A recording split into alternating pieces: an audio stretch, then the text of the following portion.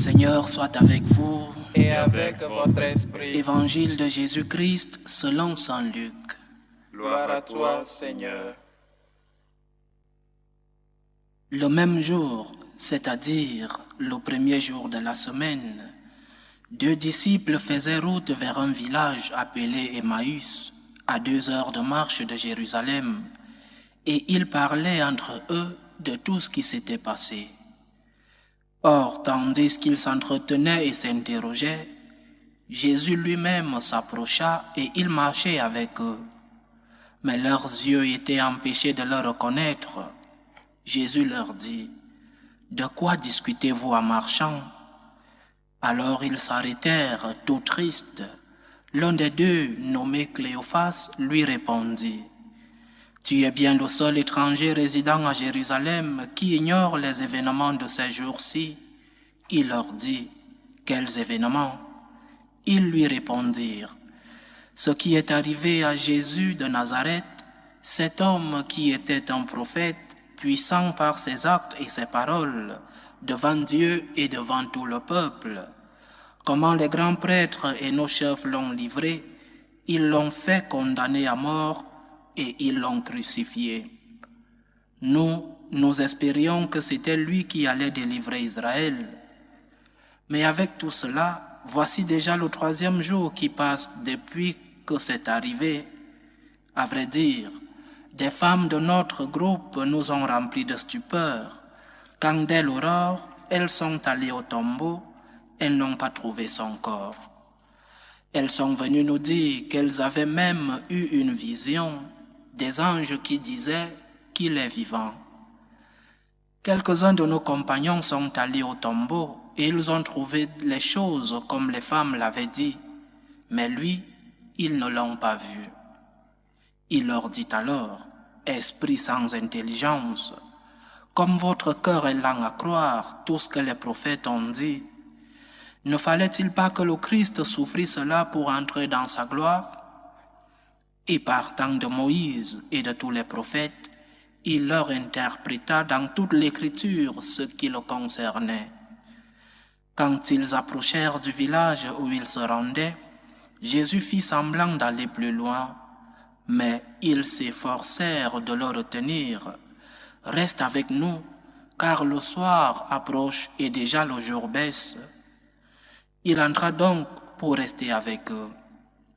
Quand il fut à table avec eux, ayant pris le pain, il prononça la bénédiction, et l'ayant rompu, il le leur donna. Alors leurs yeux s'ouvrirent, et ils le reconnurent, mais il disparut à leur regard. Ils se dirent l'un à l'autre, « Notre cœur n'était-il pas brûlant en nous, tandis qu'il nous parlait sur la route et nous ouvrait les Écritures ?» À l'instant même, ils se levèrent et retournèrent à Jérusalem. Ils y trouvèrent réunis les 11 apôtres et leurs compagnons qui leur dirent, « Le Seigneur est vraiment ressuscité, il est apparu à Simon-Pierre. » À leur tour, ils racontaient ce qui s'était passé sur la route et comment le Seigneur s'était fait reconnaître par eux à la fraction du pain. Acclamons la parole de Dieu.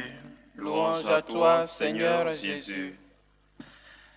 Les évangiles, après la résurrection de notre Seigneur, nous parlent des différentes apparitions. Le Seigneur vient donner à ses disciples, à nous, il vient nous donner non seulement l'espérance de l'existence de la vie éternelle, mais il vient nous donner l'espérance dans notre propre vie terrestre. Il vient nous dire de ne pas avoir peur de la mort, mais surtout, il vient nous donner la preuve qu'il est Dieu. Et dans certaines de ces apparitions, notre Seigneur entre dans une maison, des portes fermées. Le Seigneur passe à travers des murs, à travers des portes fermées. Aujourd'hui, il fait un pas de plus. Il ne veut pas seulement passer à travers les portes et les murs. Aujourd'hui, il veut entrer dans nos cœurs. Il veut entrer dans les cœurs blindés. il veut entrer dans les cœurs bloqués, ces cœurs-là qui veulent s'éloigner de lui, ces cœurs-là qui lui tournent le dos. Le Seigneur vient toucher les cœurs de ses disciples. Nous voyons l'œuvre de Jésus qui touche les cœurs de ces deux, Cléophas et l'autre dont l'Évangile ne dit pas le nom. Cet autre peut être toi ou moi, chers frères, chères sœurs. La transformation des cœurs, la conversion du désespoir à l'espérance, la conversion de l'isolement à la vie en communauté, de l'isolement à la vie en groupe. Méditons cet évangile qui est si long, méditons-le par étapes. Jésus se montre dans cet évangile comme un compagnon de route. Il pose la question: de quoi discutez-vous en marchant? Une question que le Seigneur nous pose à tous. Qu'est-ce qui te préoccupe? De quoi parles-tu? Dans d'autres évangiles, il demande: de quoi avez-vous peur? Et nous, chacun dans son cas, chacun dans sa vie spirituelle, chacun dans sa vie quotidienne, pourra répondre: Seigneur, je suis préoccupé par mon emploi. Seigneur, l'éducation de mes enfants, la cohabitation avec mon mari, avec ma femme. Seigneur, la mort de cet être si cher et si aimé. Seigneur, mes problèmes de santé. Et chacun pourra répondre selon ses circonstances. En définitive, le Seigneur pose le problème permanent du mal, le problème qui a toujours été dans nos cœurs, le problème de la douleur, le problème de la souffrance. Parce que nous avons l'image de ce Dieu qui fait tout pour nous, un Dieu qui doit nous libérer de tous nos problèmes. Mais nous continuons de souffrir, sachant ou alors en ayant l'image de ce Dieu qui doit tout faire pour nous. Le Jésus compagnon de chemin nous laisse exprimer nos souffrances. Et c'est après avoir exprimé ces souffrances que le Seigneur nous parle. C'est après avoir sorti tout ce que nous avons dans nos cœurs. Et là, nos cœurs s'ouvrent pour écouter la parole, pour écouter les enseignements du Christ. Le Seigneur laisse que ses disciples disent tout ce qu'ils ont comme douleur. Et c'est après qu'il commence à les enseigner. Donc, viens vers le Seigneur. Viens parler à Dieu de tes problèmes. Ouvre-lui ton cœur. Dis-lui toute la douleur que tu ressens. Mais après, ouvre-lui ton cœur. Dis-lui: Seigneur, enseigne-moi, toi mon compagnon de chemin. Nous devons être disposés, après avoir exprimé au Seigneur toutes nos souffrances, toutes nos peines, toutes nos misères, nous devons être disposés à lui ouvrir nos cœurs pour écouter la révélation de Dieu et pour comprendre le sens même de l'existence. Le Seigneur nous laisse exprimer nos douleurs et après il nous dit: écoute-moi, je suis ton compagnon de chemin. Nous avons besoin que Jésus éclaire nos esprits.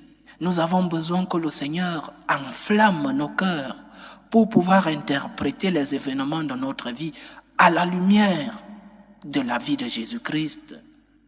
La vie de Jésus est comme le point de référence. La vie de Jésus est comme ce miroir qui nous permet de pouvoir nous-mêmes interpréter. La vie de Jésus est la clé du sens de l'existence. Et pour cela, quand nous célébrons l'Eucharistie, les deux premières parties sont la liturgie de la parole et la liturgie de l'Eucharistie. Le Seigneur enseigne d'abord et après, il y a fraction du pain. Nos yeux s'ouvrent seulement quand il y a fraction du pain. C'est pendant la liturgie de l'Eucharistie que nous recevons la lumière. L'Évangile dit que ces deux disciples, leurs yeux s'ouvrirent à la fraction du pain. C'est le Seigneur présent dans l'Eucharistie. C'est le Seigneur présent dans l'exposition du Saint-Sacrement qui nous ouvre les yeux.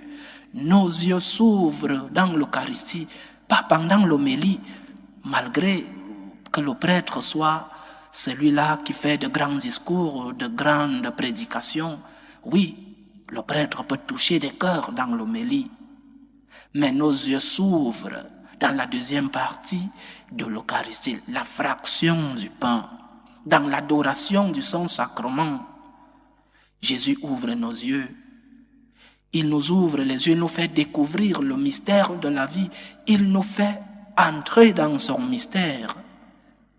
C'est le lieu de l'ouverture de nos yeux, c'est le lieu de la lumière, c'est le lieu de la compagnie de notre Seigneur. La parole de Dieu, l'enseignement, enflamme nos cœurs et illumine nos esprits. Mais l'Eucharistie nous ouvre les yeux. Et une fois nos yeux ouverts, nous rentrons au cénacle. Ces deux disciples, après avoir reconnu le Christ à la fraction du pain, eux qui étaient en train de fuir, ils allaient de Jérusalem à Emmaüs, décident de retourner